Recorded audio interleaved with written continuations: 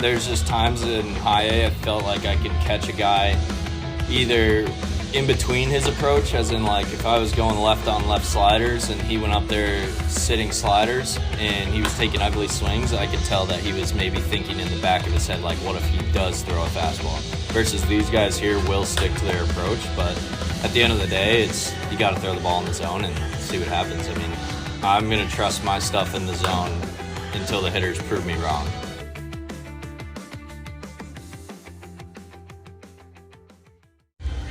All right, so I ask a question first to every single interview. It's a very easy question, but wanted to just start us off. How's 2024 been for you? Some pros, cons type of thing, I guess, the overall outlook.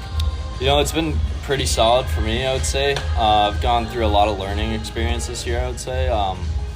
My mechanics in the beginning were a little funky. Just last year I was injured for a while, and coming off of an injury year and getting back out there was always fun to get back out there and play, but it just took some time to really settle in. The velo was down a little bit, so that's part of the cons, but one of the pros that I felt very confident in was just my ability to go out there and compete and find a way to get outs. So I looked back at your you're having a great season, but month by month, you've been like a ERA like below twos. You've been, your opposing batting average has been pretty low. So it's like, what's working for you this year here in Double-A? I think for me, it's just a steady mix and trusting my stuff. I mean, if you go out there, and I'm not a guy that's going to go out there and blow you up with 95. I don't have that, unfortunately. But what I can do is I can throw 3 to 4 different pitches for strikes and compete and keep the hitters off balance a lot better than others, I would say. And I think it's a rarity in the game to have a guy that can constantly mix and throw pitches in different counts whenever he wants. And I don't know if do you pay attention at all to what's going on in Buffalo, like with, where guys are and stuff like that? Does that ever, I know some guys are really into it and some guys are like, no, I want to worry about myself. Yeah. I mean, I keep tabs on my buddies that are up there, and obviously I hope they keep playing well, and that's about it. I don't really pay attention like who's going up to the bigs, who's going down. I mean, we see the news, yes, but I don't like to play GM in my head.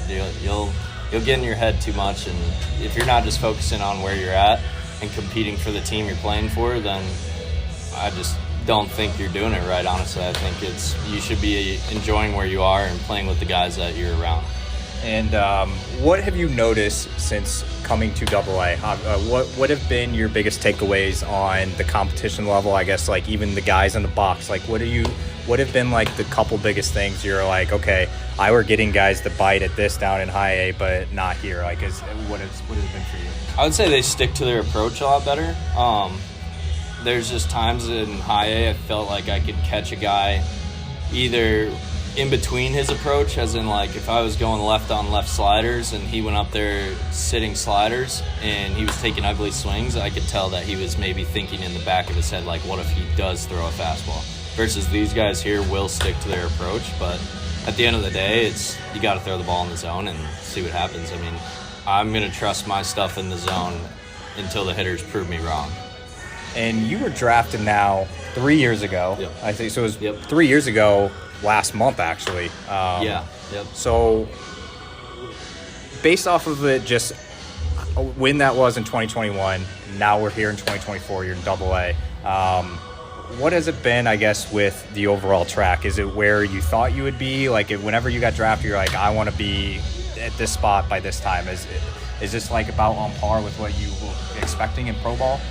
I mean, honestly, I never really thought about it down the road when I was even in low A in 2022 for my first full season where I started. I just kind of stayed with the program and told myself compete like you're playing for University of Iowa again. Like, it's no different. You just go out there and give your team a chance to win. At the end of the day, if you're doing that and you're doing everything that you can control the right way, good things will happen. And that's why, like, I never really thought, like, oh, I need to get to this level by this time or this level by that time. It's kind of just been like, trust the front office. They're looking at it as a progression and how you're competing against each level and what you need to work on, and they're giving you that time to develop and fully get through all the levels.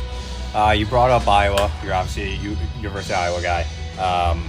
they've been getting obviously a ton of national attention with the women's college basketball. But I actually don't come across very many Iowa baseball guys. Yeah. You obviously see, it's tight end U for football with the studs that are coming out for the tight end. But what would you say, I guess, like, is Iowa still on the come up for baseball, or like how are they compared to like in the Big Ten? I think they're right there. I mean, every year they compete. They're a top half of the league team every year. They're definitely a developmental school. Like, if you're a guy that's on the fringe of Division I or Power 5, or I agree with Iowa's philosophy of you're coming here to develop. We're not going to get the guy that throws 98 right away. Usually, obviously they have one this year that will go pretty high in the draft. It sounds like, and it's cool to see that from being in Iowa and going to the University of Iowa. But I just think with the development side of things at Iowa, they're on the right track, and they're going to come back to be a top side of the team.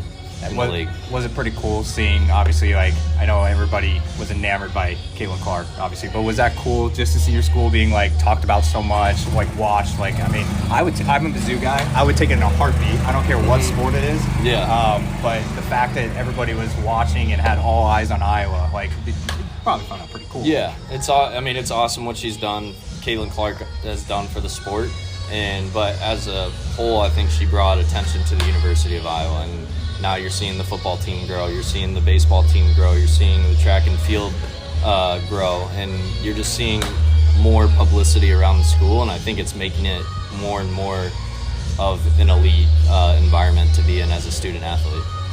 All right, my last question for you, I'll end you on this. You had a great first half. We're officially in the second half of the season. Are you a goals guy? Or are you what are you looking to, if you had to say any accomplishments that you wanted to accomplish here in the second half, what would those be?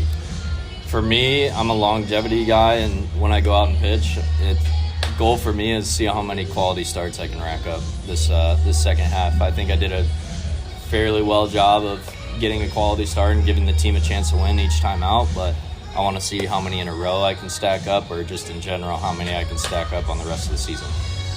Well, I